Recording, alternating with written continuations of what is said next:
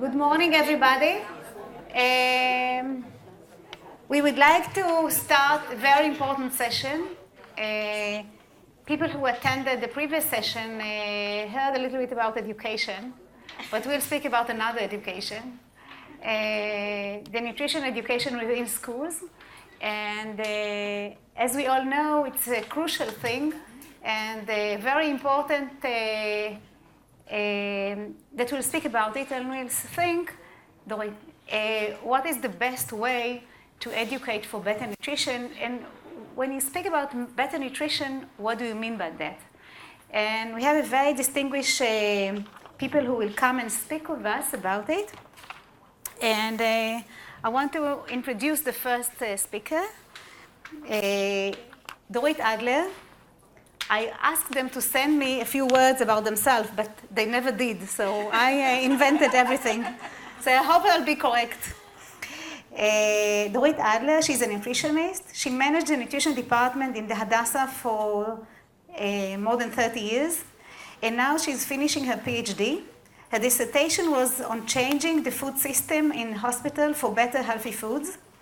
She's an advisor to the Committee of Food Security in the Welfare Ministry, and part of the group of experts in the food and sustainability. She is an activist in the nutrition policy and a very good friend of mine. So Dorit, please start. Thank you. Oops, רגע. גם זה וגם זה. גם זה? למה צריך את שניהם?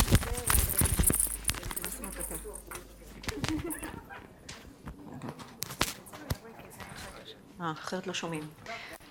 Okay, I was asked to give a snapshot about programs for nutrition education in schools in the world, but the major topic is the right for professional nutrition education to all. I believe most of you have been in the first session. I think it's amazing that we need to stand here and talk about it. I think it's very obvious, yes? So the outline is why nutrition education, snapshot on the topic from other countries, and what looks the right thing for Israel. China's plan to fight obesity take a college course. The academic institution launched a weight loss course as part of its offerings, in which marks are given based on how much bulk its participants lose. But isn't it too late? When you look at this graph, which goes many years already, which projects what will be the rates of diabetes in different countries in the world, you can see that there is only one red here, which is China, which exceeded the prospects of diabetes rate already in 2008, those that were supposed to be in 2030. So you understand that something unbelievable is happening. It came out with a recommendation a month or 2 months ago to lower the meat consumption by half, quite fast. When we talk about development, there are three essential pillars: health, education, and good nutrition. Health, a country and its population cannot function properly without it. Education creates choices and opportunities for people, reduces the twin burdens of poverty and disease. And good nutrition, without it, as you heard before, health is impossible. And when you look at these pillars, school-based nutrition education, properly done, touches upon all of them. And I'm saying properly done because there is no one education program for nutrition in Israel today.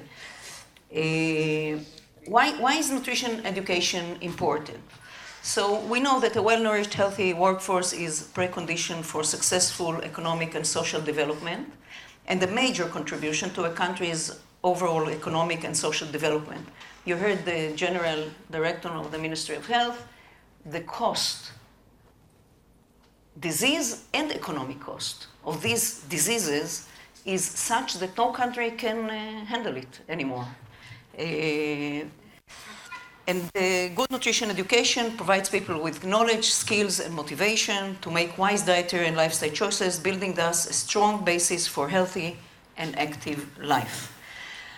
It also ensures nutritional well-being, and you know that whether food supplies are scarce or abundant, it is essential that people know how best to use their resources to access a variety of safe and good quality foods. You know that we are in era of instability, climate changes, and things that are obvious for us today. The availability of this high basket of foods not necessarily will be such in few years. I chose few countries to look at. The first one is Japan. They have a school-based, it is called Shokuiko program, and it's not only a nutrition program. The concept is very wide approach. It is the food and nutrition and ability to make appropriate food choices through various experience related to food in order to develop people with ability to practice healthy diets and nutrition. Today, we're not in this situation, even though someone said something like this, but the population does not know what to buy and what to feed their families. I can tell you I steered a committee. I had two women pediatricians, they told me they don't know what to give their children to eat. So I think we don't really know. The effort expand to support food culture in Japan. They understood that the young generation loses their food culture and culture generally, and they think that school-based program as well as to improve food environment by providing information on appropriate diet. They passed laws. It was not voluntarily, yes? The first one, the basic law of Shokuiko, was enacted in 2005 for effective implementation of the program. Dietitians and registered dietitians play important role in various settings. Later, in order to further enhance the school-based programs, the diet and nutrition teacher system was established and passed as another law. The basic, this, okay, so they see it as essential not only for good physical growth, but also for the growth of intelligence and moral, hence basis for life. It is a collaboration of most ministries. Finland is another country that we should look at, especially with the rising insecurity rates in Israel. In Finland, nutrition has been on schools' agenda for several decades. Government resolution for health enhancing physical activity in 2008, which includes teaching nutrition, should be a natural part of school curriculum. Nutrition, not things around it. It should be part of the core curriculum. Food served in schools must be tasty, and I must tell you that healthy food is very tasty, and it's also a notion that we don't know where it comes from, that healthy food is not that tasty. I don't know where it comes from. But if you remember, soldiers, a yogurt or a McDonald's or anything else, they remember the special meals of the grandmother or the mother, if she acquired these capabilities, yes?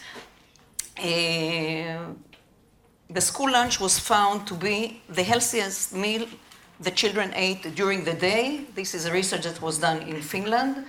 And there are a few very important elements. First of all, it is served to all children, not those from the lower socioeconomic classes. And it is very important part of their view of education in general. School meals are regarded also as an important part of nutrition and food education, not only the meal itself, and health promotion. School meals are pedagogical tools to teach good nutrition and eating habits.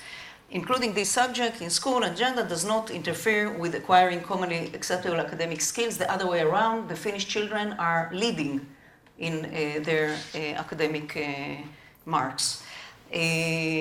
So this we said already. There is in the United States the Edible Schoolyard project that really began in the West and now are getting bigger and bigger, but it's not a part of the core curriculum that all children needs to learn.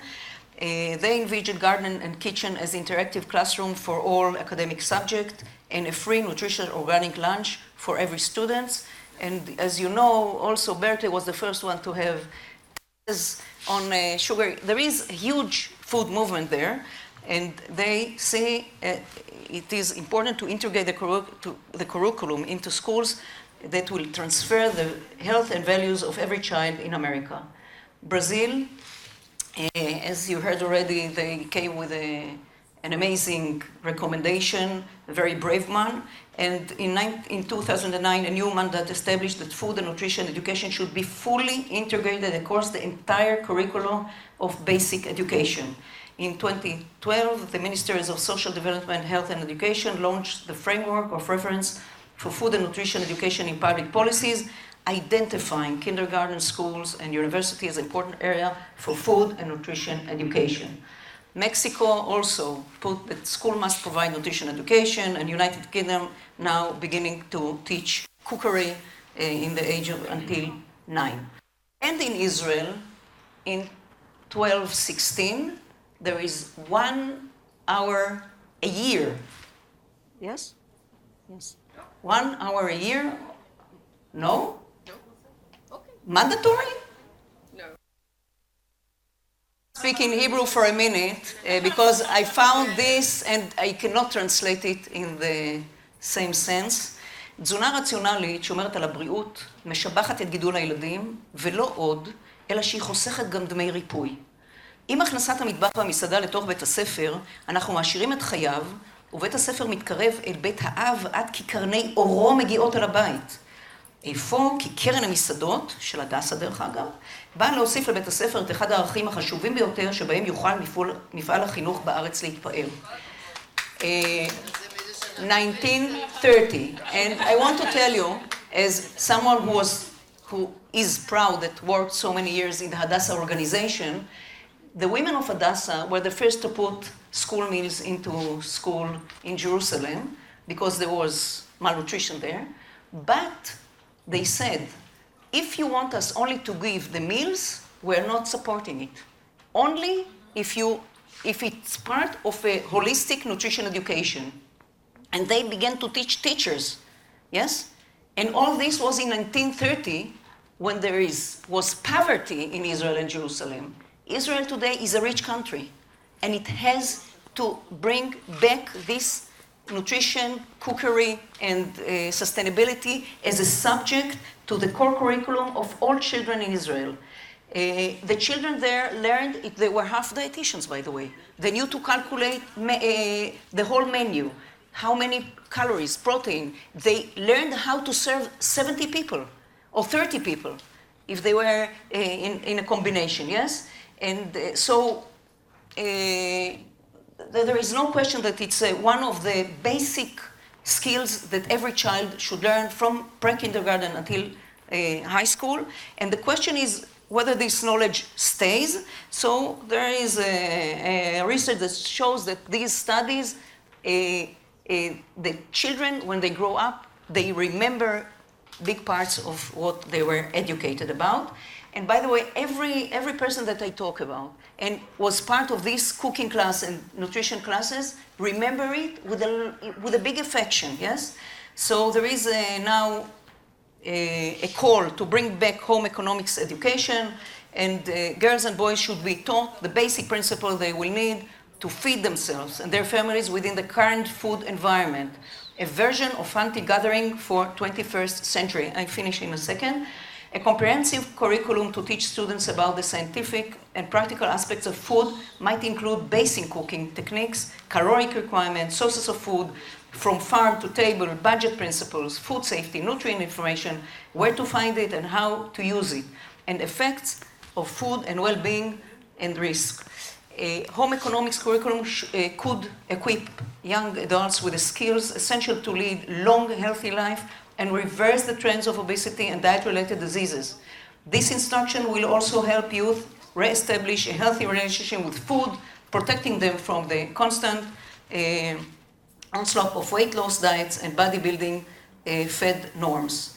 I want to finish with a sentence that goes with me for many years and still I'm committed to it. And it's from Martin Luther King. Our lives begin to end the day we become silent about things that matters. And believe me, this issue really matters. Conclusions. You asked conclusions. This is the last one. Reintroducing the topic of nutrition, cookery, edible gardening, and sustainability into the core curriculum of education system by nutritionists with teacher certificates. It must be professional, not something that... yes, okay. And the second one is adopting the Finnish school meal system, offering free school meals to all. I think it will make a huge change in the atmosphere of school, but it's also an economical manoff for women's work, yes? So these two major components are the practice of the right to food and the right for professional nutrition education to all for a healthy and sustainable society and the globe. Thank you.